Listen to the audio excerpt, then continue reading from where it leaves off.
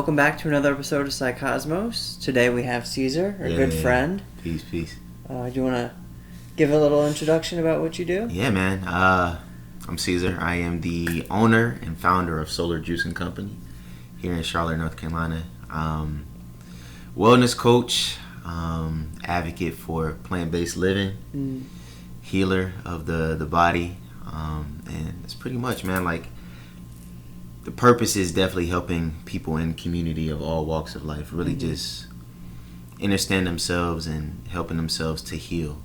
There's so many things that we deal with in this world. We've been programmed, and it's kind of just like shifting the perspective about knowing how like raw foods can help you to heal your body is key, because it definitely plays a large role in everything that we do. Yeah, for sure. So I guess going off of that, like, what are some of like the basics that people need to know about like a raw diet, and like, are there ways that they can do too much or underdo it too? I would say the first thing is knowing yourself. I think that's a key in any type of walk of life that you get into. Like, you have to know yourself first, because discipline is gonna outweigh a lot of things. Like, no matter what you do, if you have discipline in whatever you're focusing on, or whatever type of journey that you're stepping into, you need to know what you are able to do, what you will do and what you won't do, or you're gonna have a lot more failures, quote unquote, and not finishing things, as opposed to the opposite. So I would say, like, knowing your personality type, knowing who you are is key. And then in general, like, keying in on specific things. I think we try to heal and we try to focus on everything all at once. No pun intended, and you realize how overwhelmed you can be. You come into like just doubting yourself. And I think when you key in on certain things, like, let's say if you're dealing with like arthritis, and that's something that's been plaguing you, or something that you want to focus on taking care of, you have to break things down into stages too. Like, with arthritis, okay, what's been hurting? If we're looking at like joint pain, do I do any activities that cater into causing inflammation in my body? And then you go more so into what times of the day does it hurt? That's focused on like your circadian rhythm. Like, does it hurt as soon as I get up in the AM, or does it hurt midday, or does it hurt at night? Focusing on stuff like that. And then, of course, the most important part in my opinion is like what you're putting into your mouth, into your body. Like, what are you eating? Because a lot of things process. A lot of those things can more so have the larger effect on the conditions and diseases that we have in the body too. So because I know, like, with a lot of processed stuff, it's like they're full of sodium and just garbage, and that can contribute to a lot of the inflammation you get. It's definitely a lot of information to evaluate, depending on blood type and genealogy and things of that sort. But I feel like the most important thing that we need to know is that there's so many like fad diets out, right? There's so many diets that are out, and so many ways of life that people utilize through nutrition. But I feel the only thing that I've been able to experience in being in the health and wellness industry, the restaurant industry, and so many things for years, is like eating foods that are more connected to nature are going to be the things that are going to provide you way more like health benefits, way more electricity, and honestly, like, a lot more disease-free. You're going to be a lot more disease-free when you're doing it that way. Like, once you start going more so into, like, the avenues of, like, man-made foods and labs, and you rip a package, things like that. Like, those are the things that are gonna have a lot more adverse effects on our organic body. So what advice would you give to people like they're trying to navigate like this, I want to eat those more natural foods, where can I find them? I think going local is always important. I know America in general they have a lot of food deserts, especially like even in North Carolina and Virginia. Virginia has top 5 like largest food deserts in the nation. And that's like anywhere that you can't walk or drive to within 1 to 5 or even more miles that doesn't have like fresh produce, right?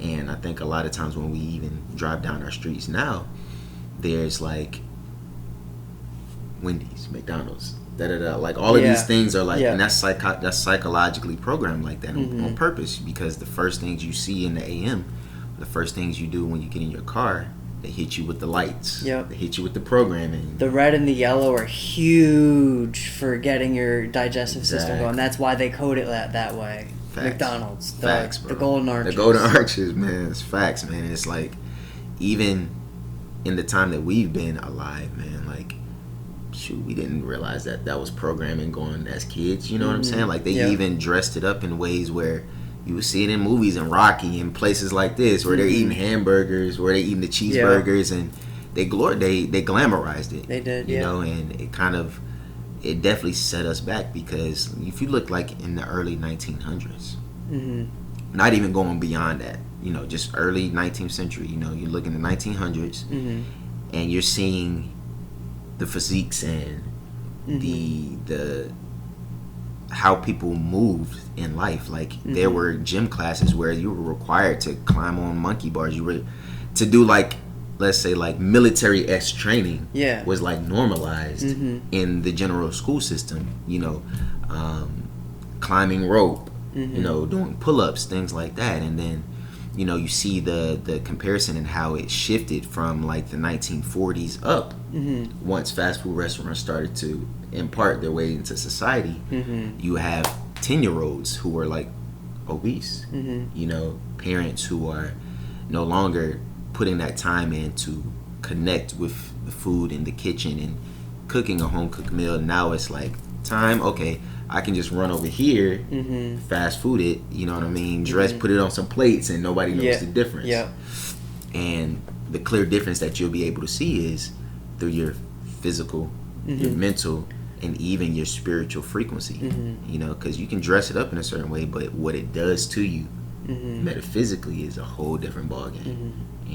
Because it's you're outsourcing your meal prep to somebody else, and it's like, you don't know what intentions they're even putting into the food. It's just they're doing their job. Maybe they're angry and they're just putting all their anger into that food, and then you're eating the angry burger. The angry bird. No pun intended. You know what I mean? But I mean, just to answer your question, I find finding local farmers is always key, and that kind of goes back into the food desert aspect, where there may be places in America, in the States, where you don't have like local farmers, but you have to do the best that you can, man. You have to do the best that you can. I rather somebody eat fruit that's quote unquote not organic, as opposed to not eating fruit at all. Eating vegetables that are non-organic as opposed to not incorporating in your diet at all. But if you do have that luxury and have that ability to go to a farmer's market on the weekend or during the week, or even like grow your own food, like, that's a heck of a luxury to have, and it's overlooked because that was such a big thing in the last 200-400 throughout history in general. And now it's kind of like we've kind of like veered away from it. It's crazy too, because I remember seeing, it's like, up until a certain point everyone had their own gardens and they could all grow their own food. And now it's like in the last 100 years it's like we've lost that skill. For sure. I was just talking to somebody about that too. Like, imagine if they hit an EMF frequency and and it shuts everything down, technologically wise, right? It sets us back in time, in a sense. It sets us back in how we connect in community and things like that. But it also kind of like brings things to the forefront, where it's like, what value do you really have in society? Can we build? Can we make a organic garden? Can we have communities where women are nurturing one another? Can the men come together and not be on BS time and try to kill each other and rob and steal from everybody? Can we actually put systems together?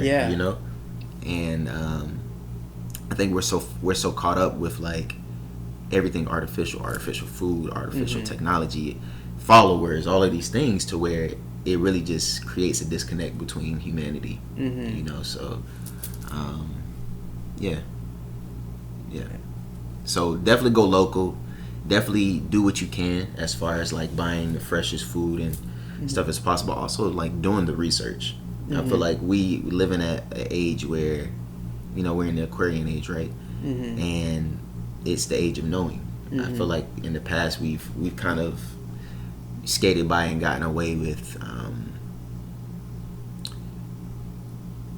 doing and listening to what everybody else was telling us and letting that be law. As to, you know, whether it's the government or whether it's our teachers or these things where they tell us this and it's like, okay, this is what it is and I'm gonna go off of the programming. And as opposed to, you know, listening to your intuition, doing your research. You know, if you know you have allergies to something, doing your research, like typing it in on these platforms, Google or AI or whatever, and asking the questions, like really diving deep to really find out what's going to actually function best for your body. You know, because I don't believe that there's one clear-cut answer for everyone. As opposed to, you know, what we've kind of been brought up to believe, that, you know, they say all men are created equal. And it's like, if that was the case, we all would have the same blood type. We will all have... No, it's beauty in knowing that all of us are eclectic and different.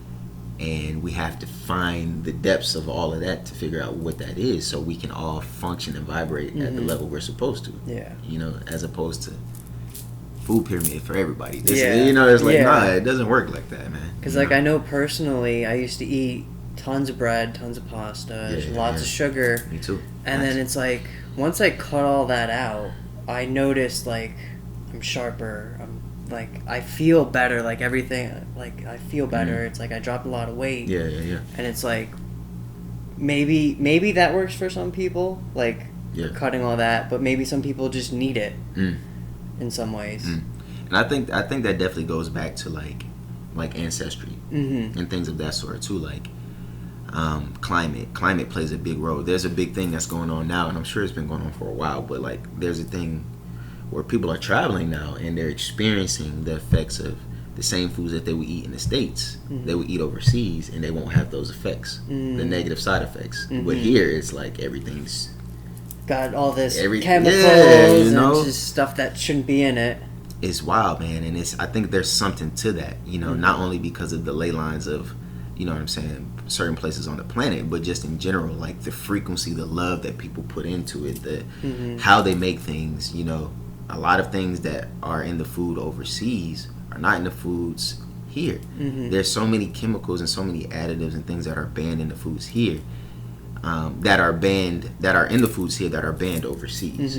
M&M's is a great example. Come on, man, we love M&M's, man. You know, it's crazy. Like, even if we're looking at like some of the fast food restaurants and you're looking at like chicken sandwiches, you know, I won't say any names, but I guess we're kind of knowing what's going on. But like, it's like 50 something ingredients in one chicken sandwich. It's like, isn't it supposed to be chicken, whatever the process is that you put it between the bun with some sauce, and that's it. 5 ingredients at max. 55? Yeah. Where's 55 coming from? You know? And we wonder why our kids are like tweaking out, you know, while they're not focused in school. They're so many growth hormones placed in these foods to where they're like super, you know, they're just growing out of exponential rate now. They're even coming up with like, you know, mutated conditions and diseases now. Like Crohn's disease is like rampant in the community now. Like gluten and dairy intolerances are like out of this world now, and it's like it didn't used to be like that. You know, so yeah, it's an interesting game that they're working on us right now, man. It's just like doing your research and really just going back to foundational times of being as close to nature as possible is what's gonna really save us from a lot of this stuff, man. I thought this earlier, but maybe we need the EMP to go off. And facts. I mean, it's possible. They're probably creating something now that could do it, you know. But I think even in that space, man, it's like living in the unknown is such a wild thing, because I mean, it could have happened right after this podcast. You know what Yeah. I'm saying? Yeah. Like, we would never know, but I think it's like when we really work on ourselves and we really tap in with the people that are around us in community, like, even if such happens, you can barter. Yeah. You know, if you're really tapped in. You know, we were just talking about that not too long ago. Just like creating that system and having people who specialize in certain things and knowing that when things go to shit, no pun intended, you know, like, we can contact these people, we can exchange, we can trade, you know, to where it's not feeling like it's too, like, you know, primitive or medieval in certain ways, but still feeling normal, but it's just more connected to how it's originally supposed to be, you know. So yeah, get back to like the roots of where we came from. Yeah, indeed. You know, and I feel like we've as a society, we have lost ourselves, you know, but it's also too, you lose yourself when you don't know who you are. Right? You can't really lose yourself if you know who you are. Yeah. Like, you can get lost in the sauce. Yeah. You know what I'm saying? But you know that, you know your entity, you know who you are. You know, so we all get lost at some point in time, but like completely just not, you're just wavering, not knowing who you are. I feel like that's a key we all need to really tap into even more.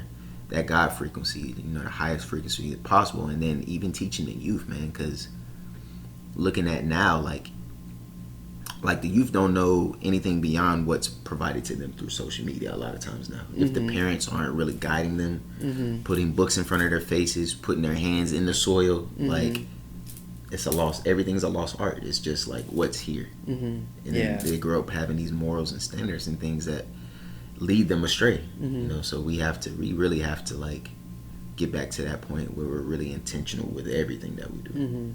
Yeah. So what are some of the things that you do to get to know yourself? Man, meditation is key. I feel like meditation has been a huge help for me. Like, I wish I known about meditation as a child. You know, I think we get our first taste of like what meditation possibly is through like movies, right? Yep. When you see like the monks and you see the you know, things like that, and you think it's cool, but you know, the Om is a powerful chant, you know, and it's one of those things. It's like taps into the natural frequency of the earth, the 432, and it's love, you know, and it allows for you to like shake things within your body to be able to receive messages from source. But I think meditation is a huge key, because we are able to like unblock so many things that are, you know, stopping us from being our best selves. And when you can take that 10 to 15 minute break, it doesn't have to be 4 hours. Like, you can take that 10 to 15 minute break in the car, on your lunch break, outside, and just ground and really just sit with yourself. It doesn't have to be the closed eyed, like, you know, chanting thing. It could just be in silence, you know, and reviewing your day, reviewing what your day looks like, you know, updating yourself, a software update, like, how am I doing, type deal, you know, instead of just always on go, you know. Yeah, like a check-in and reset. Yeah, we have to, because a lot of people don't have people around them that'll do that for them. Like calling them, it's like, how are you doing, man? Like, I don't want anything, just checking on you. You know what I'm saying? Tell me how you're doing. Just how are you doing, man? What's going on? Are you taking deep breaths in your life? You know what I'm saying? Drinking your water. You drink water. You know what I mean? Like, that's a huge thing. You know, that plays a huge role. Meditation and just connection with self. And then also tapping back into that frequency of like what made us joyful as kids. Like, we're so caught up in the everyday, the making the money, the things. I mean, these things matter. You know, they're in the fabric of the world for us to function. But, you know, being overconsumed with these things have brought us to a point where we don't have like that childlike energy anymore. You know, so it's like, if playing video games made you happy as a child, as long as you're intentional with it and you're not getting lost in it, tap back into that frequency. It might make you more creative. You know what I'm saying? Like, if taking walks, hiking, doing things outside allowed for you to have that joy, you know, find that. Like, we have to find those things in this society now, you know. I definitely feel like as time has gone on, especially in like these last few months, I'm definitely like, well, I'm not doing a lot of the things that I used to do, like a lot of sports or just kind of just being outside in general. It's like I'm trying to be more intentional and actually go out and do more of those things that I used to enjoy. So it's like finding that connection. Yeah. How do you feel now that you're kind of like getting back into it? It's good. Like, I've been going on more walks, and it's like I'm more, I guess, more present, I guess, in my life, because it's like I can go out and I can just, wow, it's not a box. Yeah, facts. It's like limitless. Yeah, nah, yeah, man, it's important, man. I feel like it's when we lose that sense of, like, we had dreams, right? Like, we all have dreams. Like, as a kid, they ask you, and it's kind of like the part of that program in, like, the Matrix, where they ask you in class, like, what do you want to be when you grow up? Yeah. Half the class says an astronaut, half says president, and then, like, the outlandish thing, you know? And I mean, honestly, those things are kind of outlandish, too, because there's very select few people who get to be those. But, you know, like, you never kind of heard, like, as a youth, like, a kid say, like, I want to be a garbage man. You know, or if somebody did say that, they look at it frowned like, upon. Yeah, it's crazy, but it's like, those people make money, man. Yeah, you know what I'm saying? Like, you know, it's just outside of the status quo. But you know, like, we kind of lose those things too. Like, I wanted to be a Power Ranger. Yeah, you know what I'm saying? Yeah, because those were the coolest. That was the coolest thing on TV, and it's like we don't have people who break those things down to us. Like, okay, you want to be a Power Ranger, but what does that look like? So you want to be a martial artist. Right. Yeah. Maybe you're not a TV actor where you're fake fighting and things and it's like this image, but maybe you actually incorporate martial arts in your everyday lifestyle. You know? Yeah. Like an instructor, self-defense. Or even just taking basic classes. We all need to know how to defend ourselves, you know? Like, maybe that makes you feel more empowered to where you tap into that childlike frequency. It makes you feel like you're a Power Ranger because you can actually defend yourself, you know? You know, looking at things like that, you know, if those are dreams that you weren't able to, like, accomplish and they were, like, so far-fetched, like, tapping into that and incorporating those small things that maybe make you feel like you're still attached to it. It's not too, like, gone, too far gone, you know? I think that's important as well.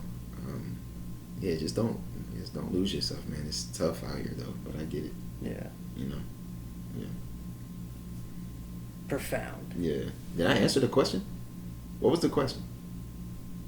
How to connect to your bot, like how to connect and know yourself. Yeah. I feel like those that's a great way too. You know, definitely keeping a childlike frequency, and then also childlike frequency. Also, I feel like having some type of spiritual connection is important, whatever that looks like. You know, I feel like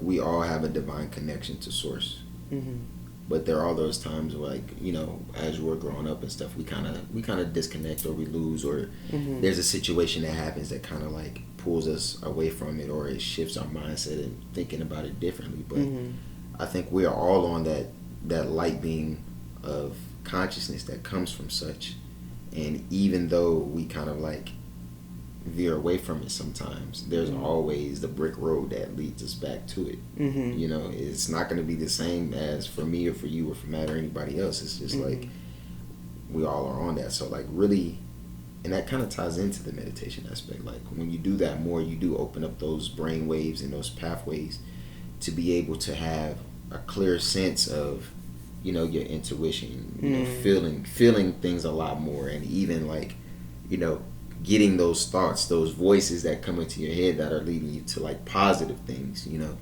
So, like, just having a clear space, and I think, you know, having some tie to spirituality helps with that, you know, whether it's you call it Allah, God, whatever.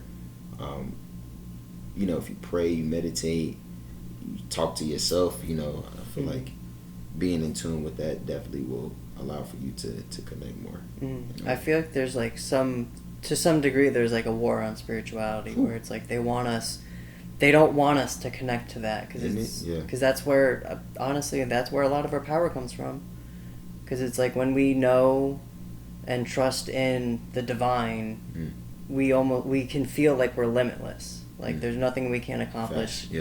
And it's like they don't want us to have that ideal and that power. Yeah, I mean, they know the truth, you know, like we're interested being. You know what I mean? Like we're like God man at the same sense, you know, and it's with 6 or 9 dimensional beings depending on what it is, man. Like we're very powerful. We have that power of manifestation. We have that power to connect spiritual to physical. And I feel like when you get into that space where you're just all physical or just all spiritual, you're not really blending and balancing. You're not really connecting the way you're supposed to. Yeah, because we need to balance. Because, like you said, like if someone's too high vibes and they're disregarding the physical, you're just gonna have a miserable existence while you're here. Because you're like, oh, I just want to be gone, but like you have to embrace down here. Because if you don't, you're just gonna fly high and what was it? Icarus. You're gonna fly too high. To the sun, Yep. And then you burn yourself. Man. No, that's real, man. And I think, you know, kind of like going back into that same sense, like that's why like my company that I had, my juicing company, is Solar Juicing Company, because it really does connect to like everything with source. You know, sun, source, all of that. You know, it's like everything stems from that. Like if the sun goes out, we're screwed.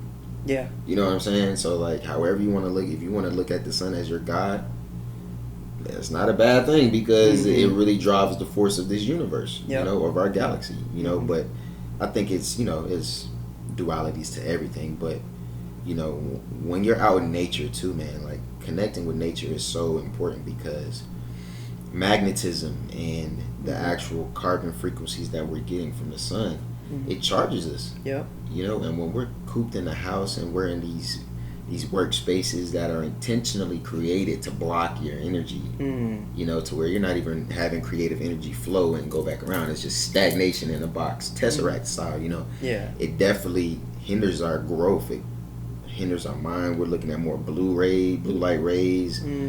It's messing up our frequency, you know, and we have to connect back to nature. We have to connect to earth to be able to, you know, not only see where we're falling short at in our frequency to be able to improve that, but to also just stay highly vibrational. You have to be in nature, bro. Like, it's no wonder why we go to the beach and we feel amazing, or we go to the mountains and we feel amazing, or you're just sunbathing, you feel amazing. You know, it's like something to that. You know? I think too, even just getting out in the rain, because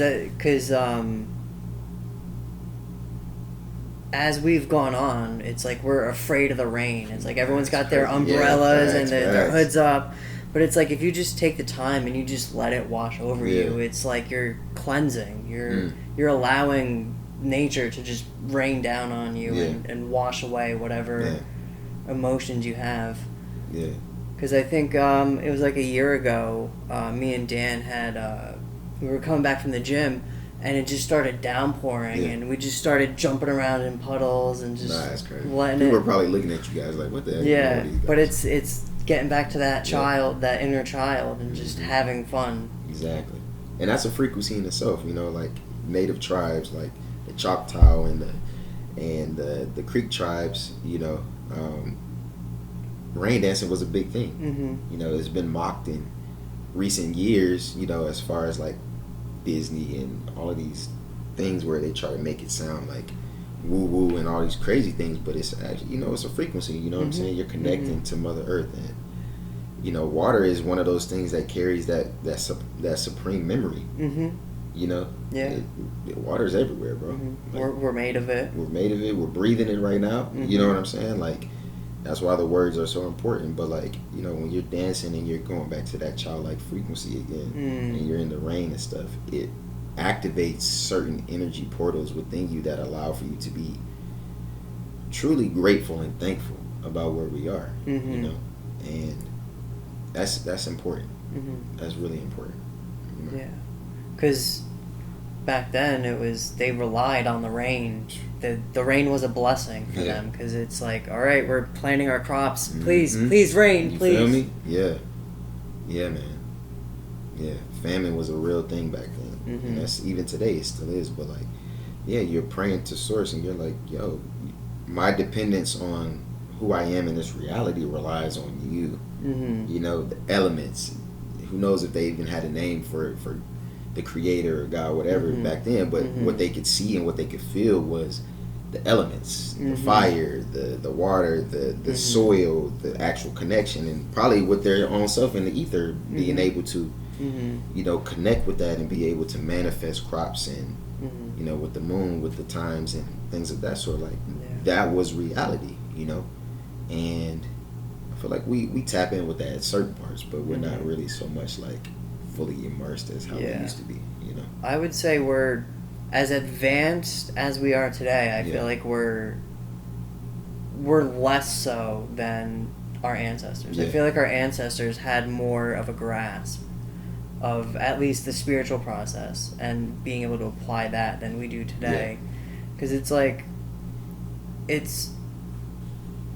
on a personal level, I feel like everyone kind of, they're outsourcing everything, and it's like they don't realize that they could just go internally and have whatever they want, as opposed to like,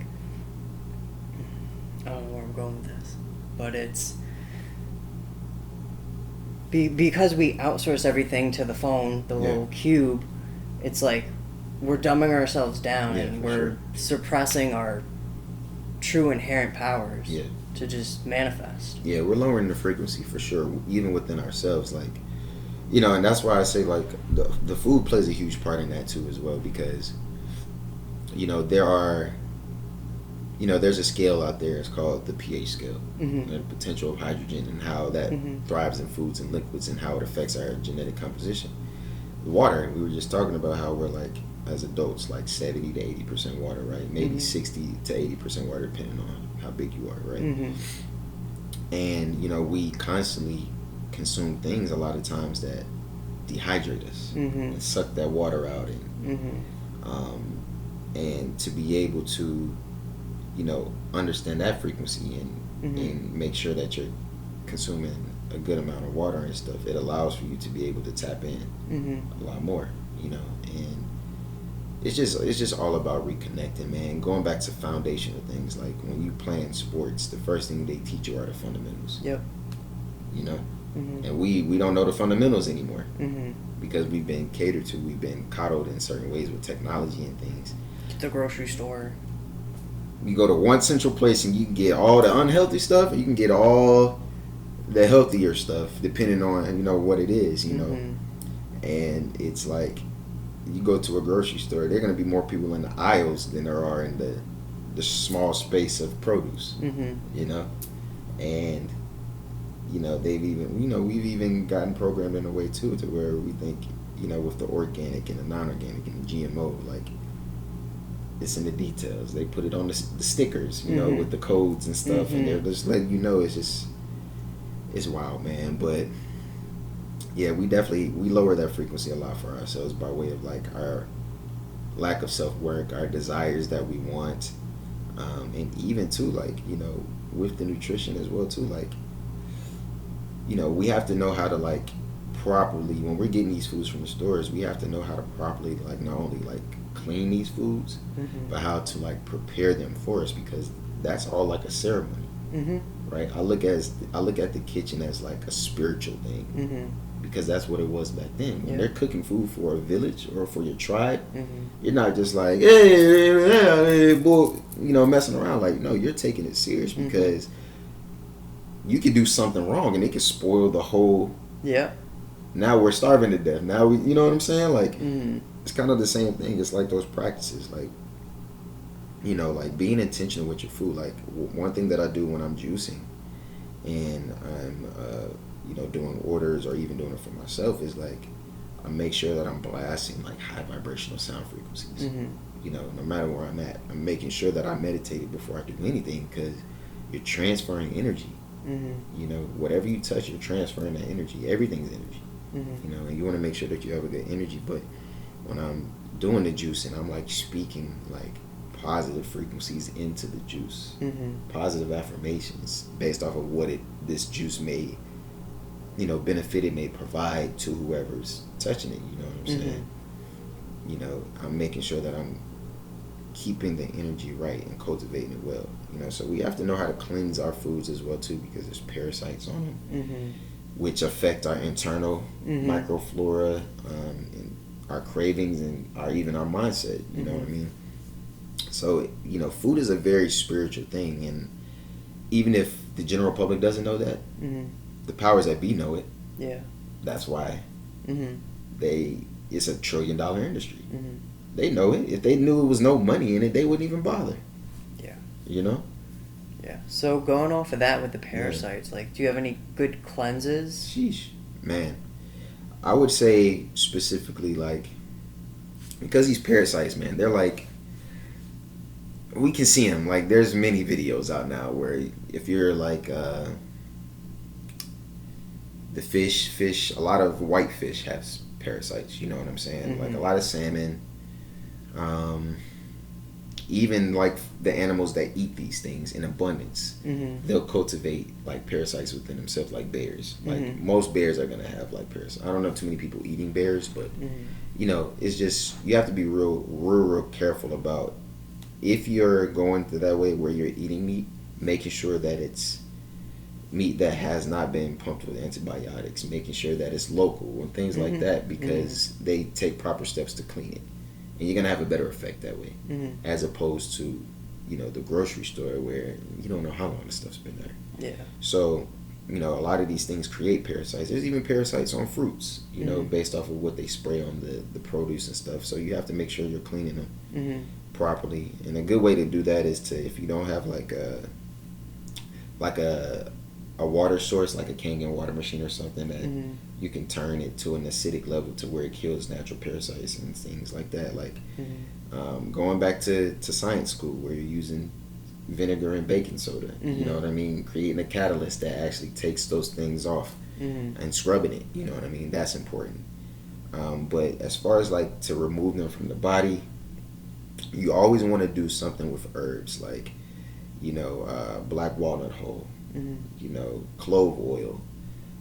Walnuts are great. Just like if you're eating walnuts, they have a lot of great chemicals in it, omegas, things like that naturally kill them off. Pumpkin seeds are very great in killing off parasites if you soak them and let them sprout and you eat them. Or if you make a pumpkin seed milk, you sprout the seeds, let them sit in water, clean water for a couple of days, and then put them through the blender or through your juicer or whatever, and you get milk like that. That'll be a natural way to actually kill parasites. Papayas are very good for that. Papaya seeds, consuming those, not if you're pregnant, but if you're consuming them on a regular basis, it helps. Senna leaf is really good for that as well too, herb wise, to kill parasites. But yeah, just doing the research, man. Those are some things generally that can help, but also too, like making sure that you have a good balance of fruits and vegetables in your daily routine. That helps to be able to like allow for you to release, get the waste out of our system, to be able to not have it have your gut as a host for parasites. If you're having like one bowel movement a day, we gotta switch some things up. You have to be more hydrated. You have to eat more things with fiber, more fruits, more vegetables. Protein. We live in a world now where protein is, we're over consuming protein. Like 60 years ago, we weren't on this protein kick. Like, you go to the gym or you go work out and you're like, oh, I gotta go home, I gotta eat this, and this, and they're actually, why? Because of protein. They weren't saying that back then. They were just eating. They were just doing. You know what I mean? And that's really what it is. Because with the overconsumption of protein in today's society, there's a lot of people who are dealing with like chronic kidney diseases, chronic fatty liver, dealing with having like irregular bowel movements, IBS, things like that, because it's throwing off your microflora in your stomach. It's, once your kidneys and your stomach is processing these things, it doesn't know what to do with the rest of it that's just sitting there. And so then it just manifests. So we have to have constant bowel movement. So I would say like having a regular bowel movement of 2 times a day minimum, you're in good shape. And making sure that it's healthy feces is important too. So I'll let everybody do their own research on that. Like what examining your poop and how your poop comes out is a clear indication if you have a healthy gut. So having a healthy gut is a good way to release parasites as well too. So Does fasting have any impact on that? Because it's like if you're not eating as much, you're not going as much. So yeah. So I would say like fasting is a good way to actually like not only restructure your cells and to build muscle and to increase like testosterone levels for men, but it is a good way to kill parasites too, because these microorganisms, these things feed. There was a movie that came out back in the day, man, and I've talked about this before, but I keep forgetting the movie. But it's a movie where this guy, he gets like a Venus flytrap from a store, and he keeps feeding it, and over time it becomes like this huge Venus flytrap that actually like eats people, right? And it was like that's like a parasitic entity because it's like feeding off of like the environment, right? And The Invasion of the Body Snatchers, that's a good movie too for my movie buffs. It's kind of like entities that are doing things that are controlling you and you're not controlling you. So what these things do is they take over your nervous system, they take over your brain, and they make you feel like you want things that your body's not actually really wanting. It's actually just sending signals to you to be like, hey, we want these honey buns, or hey, we want this and this, and it's like, why am I getting a craving? Yeah. And it's like most of your cravings are from parasites. It's from sugar, it's from yeast and candida growth and things like that we have to get out of our bodies, because these things manifest that foundationally, but then they manifest into larger diseases and conditions as well too. Yeah. Wow. So fasting has a great impact on that, just stopping your body from mastication and from digestion. Whether you do a liquid fast, a juice fast like what I'm doing right now, or doing like a water fast, or even a dry fast where you don't eat anything. How many times do people in our society take one whole day to not put something in their mouth completely? I would guess. You feel me? Rare. Like, I haven't done a dry fast in a while, but like to just don't eat or drink anything for a whole day, most people would feel like they're gonna die. Yeah. But that it definitely helps. It helps to kill those things that are trying to feed off of us and off the nutrients that we're putting in our body, or the lack of nutrients, just sugar and things like that. It's feeding off of that, and then it spawns. These things are living organism. It spawns. It has eggs that it releases, and these things hatch, and now you're full of them. So it's a big thing. I was actually seeing something today where there was a lady who adopted a dog, a puppy, and she just thought it was the cutest puppy because his belly was so big, and she took him to the vet, and it just realized he had intestinal worms that made him super bloated. A lot of us are super bloated, and we just think it's our regular gut, but it's our gut that's full of waste and full of parasites and all of these things that we have to cleanse. We have to get it out of our system, because then you'll really see like how your body actually works. You'll receive those frequencies that are from your mind to your gut. You'll receive connection. You'll be able to have better intuition. But a lot of us are blocked because of things that we put in. And then so what do you have any like tips on how to fast? Yeah, I mean, just like I was saying, it just depends on like what type of fast you're doing. But I think it all goes back to the original, like know yourself. Know yourself is key, man. Like there's so many people that are selling things and companies that sell these things that promote it as like a quick 30-day quick fix, or a 90-day fix, but they don't really tap into more so of the lifestyle that comes from that. Like you have to be able to change your lifestyle. Like when I went plant-based, or even vegan first and then plant-based, that was a big thing because I was more so doing it for health reasons, like wanting to feel more energetic, wanting to feel stronger, wanting to not have disease in my body based off of genetic markers that were passed down for me from ancestors and family, and not having heart disease and diabetes and high cholesterol. Those were the initial things, and those are all great things. Not wanting to be obese or overweight and feel lethargic and having asthma and stuff. Those are all great things to want to target. But then once those things go, or once you start to see success from that, how do you continue to incorporate that in your life, right? So creating a healthy lifestyle and a relationship with yourself and food is such an important thing. And I think one of the ways that we can all start by doing that is, with the healthy incorporation of fruits and vegetables. So, if you're gonna do a fast from something specific, right? Doing a cold turkey thing is very tough. So, like, if you feel like you're just heavy, stop eating meat for 2 days. You ain't got to do a week. You don't have to do a month. Don't eat meat for 2 days. Eat fruits, vegetables, grains, nuts, seeds, legumes, plenty of water, and see how you feel at the end of those 2 days. Okay. Right?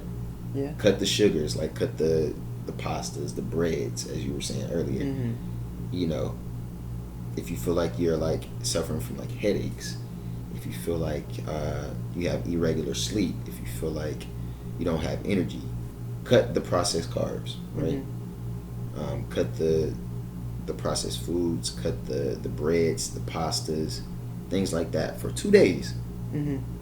Drink a lot of water, fruits, vegetables, and see how your body does. I guarantee you that you're going to feel a world of a difference. You might have some, for longer detoxes or longer cleanses, fast, you may have like those symptoms or detox symptoms where you're having headaches or you get hangry and angry and grumpy.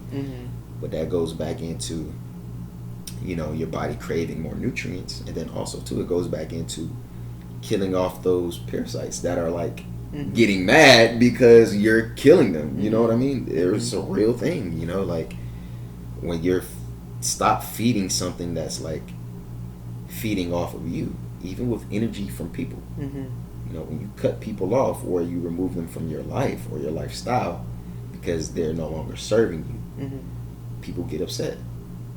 They lash out. They do these things. It's the same thing. Those are parasites. So we have to be able to identify what those are in our life and work into it. Do small things at a time. Start small and then get bigger, because small things, all things. If you can do a 2-day fast from your phone, don't be on your phone for 2 days, from social media, from, I'm not going to eat junk food for 2 days. And you replace that with eating more healthier things, fruits, vegetables, no fast food, things like that, with a lot of water, you're going to feel better. Another thing, a habit that reinforces all of that, to go back into that, is writing things down. Writing things down is important. Right? I think there is a key reason as to why, like, scripting, or even like why we have the Bible that's still around after however many thousands of years, because I mean, there's probably a lot of reasons why, but just the fact that it's a book that can be passed around forever, right, is a key thing, because when you have things and you write them down, they actually catalyze into reality, right? And they actually, you can look at those things daily. You can look at, when things are getting tough, you can pull out that paper and be like, this is why I'm really doing this. It's not about the temporary satisfaction. It's about the long-term goals. Or I don't want to have chronic headaches anymore. Like, that's a big thing. I don't want to have chronic headaches, so why am I doing this? When you have those cravings, or you're dealing with, you look at this, all right, boy, it's bigger than me.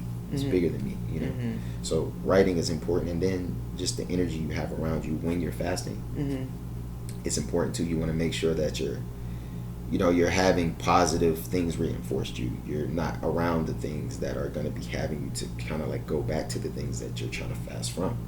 Like if I'm an addict, I'm not going to like break away from the things that are causing me to have addiction, but still be in the same vicinity of those things that are causing me addiction. If I smoke crack, I'm not going to be like, I'm not going to smoke crack and then go sit in a crack house with all my friends who are smoking crack. You're going to be tempted to do it. More than likely you're going to do it. So like, take that time to really find out what you want to fast from and work those steps, be in an environment that suits you, that feeds into like your success, and then take those small steps to accomplish it. Yeah. Awesome. Yeah, man. Yeah. When was the last time you fasted? I've actually been doing like pretty good. I think I did like a 2-day fast last week. Fire. I do drink water. That's like the one thing Facts. I do. I mean, I think I haven't eaten today. I usually do like intermittent fasting. Yeah, that's great. Because it's like, I mean, when I first started intermittent fasting, it was like a little tough to make it through the day, but the more I did it, the easier it got. And now it's like I can go up all the way up until like 6, 7, and not eat. Yeah. It's like, you know, intermittent fasting is a beautiful thing too, man, because it just allows you to implement a lot of discipline in your life. You know, but then also too, like the underlying thing of intermittent fasting is based off of like the circadian rhythm of the sun and the body. You know, like when you rise in the AM, you know, a lot of times we go straight to like pumping our body with these heavy frequencies, with these heavy foods, whether it's like oats or grits or you know, bacon, eggs, waffles, all of these things that once you put it into your body, it's just gonna sit. Like your body actually doesn't even start breaking things down until like closer to like 10 a.m. towards like 1 p.m. Right? So if your body's already coming off of like the sleep cycle, 7, 8 a.m. in the morning when you're eating things, you're just adding things to the tank for it to break down. You're not even receiving nutrients from it. You know? So like eating like, you know, your first meal at like 1 or like noon or something like that, that's going to be a good deal. And then what you eat is important too. During that, like breaking your fast like with water, or breaking your fast with like fruits, things that are like electrical and actually going to like fuel your cells is important. So yeah, intermittent fasting is dope, man. I honestly, I think by default I incorporate it as well too. You know, I don't really eat my first meal till probably like 10 or 11. You know what I mean? Yeah, it's like I'm not even hungry in the mornings anymore. Right. It's like, and I love breakfast. I really do. Yeah, it's like breakfast food is amazing, bro. Yeah. What, man? It's amazing. So it's so good that we incorporated it at dinner sometimes. Yeah, breakfast for dinner. Yeah. You know what I'm saying? Like, it's fire. But that's also part of the programming too, man. What do they tell us? Breakfast is the most important meal of the day. Yep. So they're already programming you like, as soon as you get up, let's get the biggest meal that you can get, you know, because it's going to help you to go through your day. And it's like, that's not true, you know, because your body's going to spend time breaking it down. And then after the whole aspect of breakfast is the most important part of your day, they've incorporated, now you got to eat baseline 2-3 times a day. Oh, don't forget your snacks. Don't forget your snacks and in dessert, between. and dessert. You know what I'm saying? Like, it's like, Jesus, man. Like, yeah, they have a way on us, man. And it's like, once you come back to center and you really know your body, like, even if I wanted to eat 2, 3, 4 times a day, I'm not training for Creed. You know what I'm saying? Like, I don't need to do that. But even if I wanted to, man, my body would send me signals and like, bro, I'm not a chicken. Why are you force feeding me, bro? Like, it's going to tell you. You know, you have to connect with your body. So, like, if I eat 2 meals, it'll be good. You know, but if I go 3, I'm like, ooh, I'm pushing it. Or I'm pigging. Like, what's going on here? Like, what's going on with you that makes you want to do that? You know, because it's probably something emotional. But, you know, I feel like intermittent fasting is definitely beneficial for us as well, too. I find the days that I do eat, like, 2 or 3 times, that's when I go into, like, a 2-day fast. Nice. It's like, I just ate, like, 3 days worth of food. I don't have to eat for 2 days. Exactly. That's exactly why I started my fast today. Because I just ate 2 days ago. I was like, you know, I did eat a lot because I was just like, I feel like my body needed the fuel. Because today on Monday, I didn't eat anything at all. You know, I was just doing liquid. So Tuesday, I was in the gym really heavy, and so my body was like, yo, we need fuel. So I ate a lot. And then Wednesday, I ate a little bit more. And I woke up like probably like 7, 8 o'clock at night. And I was like, I need to fast. Like, I'm not sleeping well. You know, I just feel heavy. So I'm like, yeah, on Thursday I'm fasting. You know, so today's like day 1 of my fast. So it's like, I probably gonna do that for 3-4 days. Mm-hmm. But like, yeah, your body's still breaking stuff down, man, over the last couple of days. You know, you might have a movement, but that might not even be from the food that you just ate. That's probably from 2 days ago. Yeah, from yesterday. You know what I'm saying? Depending on how frequent you go. Mm-hmm. So, yeah, man, when you're able to get that signal and it's like telling you that you need to fast, like that's how you know things are moving the way it's supposed to. Anything else you really wanted to touch on, or man? I feel like we've gone over a lot. Yeah, I feel like in general, like just I think that was the message for today is, man, just like coming back to self and knowing yourself. Mm-hmm. You know, in anything that you do, and really just having a conscious about what you're putting into your body. Mm-hmm. Because I feel like a lot of times we just get so lost in, should I eat 2-3 meals a day? Should I do this? What should I be eating? You know, this and that, all these things. And it puts us in a frequency of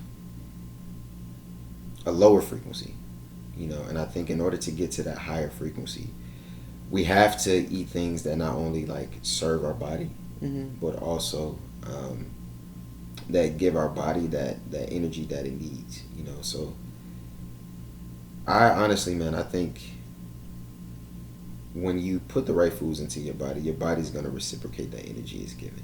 Mm-hmm. So just being conscious. I'm not going to tell everybody to go plant-based, even though I would definitely recommend it to go vegan, plant-based, because you'll see wonders. Like I feel like the only quote-unquote diet in the world that's going to help you to prevent disease for long term. You know, like there's other keto and things like that may stop certain things, but you know, it's going to put more pressure on your organs. It's going to put more pressure on your kidneys and your liver. It's just things like that. But like, you know, there's people who are like fruitarians, man. You know, who've been for 25 plus years, who healthy and thriving and going against the stigma of like, you know, you need to eat this to be able to live. If you don't eat protein, you're not going to live. And it's like, I'm living proof that I don't have to eat these things to receive protein. Like you're getting it from the plants, you're getting it from the places that they get them from. All the animals that humans eat, at least. You know what I'm saying? People aren't going out and killing and eating hyenas and lions and the apex predators. You know what I'm saying? Yeah. Like they're eating the things that are actually eating the original sources of protein. So they believe that they're getting the transfer of such. That's where it all came from. You know, like you're eating all of the deer because you don't want to waste anything. You want to show respect. You don't want to waste anything from this being that was actually here. You know, and then, you know, if I'm eating my berries and eating small grains and things like that, like if there's not too many, you know, things like leafy greens around, I'm getting that transfer of such because this animal did that. You know, whether you believe in that or not is a whole different thing. But you know, for us, like, you know, in that lifestyle, or people who are in that community, or even, you know, curious about doing it, like I would say, in order to, you know, heal disease, in order to have more energy, have more connection with your body, to even feel more hydrated, I would definitely recommend that we go that way. You know, because it is, you know, even in religion, I feel like it's the original mandate of how we were supposed to eat. And then, you know, things get iffy and alterations and text and things, and it tells us to do other things based off of scarcity, right? But then once abundance comes back around, we still are living in that scarcity mindset. So we're still doing the things that were here for us temporarily, but we don't have to do that anymore. You know what I'm saying? Yeah. So it's just really having connection with yourself, putting the right things into your body, and connecting back to nature and to source, man. I feel like those are all the keys that I really wanted to put out there and talk about, man, because it's something that's that we're losing touch of. And I think the more you start doing it day by day, incorporating small things into your life that connect you back to that, the more we're able to connect with community, the more we're able to help the world and even ourselves. You know, so yeah, if you all got a message from that, you know, that's the message, man. Yeah. Find ways to connect back to source and to connect back with yourself, man. Yeah, you know? Great message. Yeah, for sure. Where can people find you if they wanted to search you out? Man, you can find me on Instagram at Solar Juice and Company. TikTok, Solar Juicing C's, CEZ. Yeah, that's where you can find me. And YouTube coming soon. So we're definitely gonna create that, and we can talk about more. But if you're ever in Charlotte, North Carolina, definitely come check us out, man. Come shoot us a message, and come get some highly vibrational juices. And yeah, we're working on some big things, man. But yeah, definitely contact us on social media. We have our website too, Solar Juicing, www.solarjuicingcompany.com. You can get the juices shipped to you. We deliver in the local community and arrange pickups as well too. So yeah, those are all the platforms you can find me on. Nice. Yeah. Awesome. Yes sir. Yeah. Well, thank you for watching, and we love you. Hope you have a great day, and we'll see you in the next episode. Peace.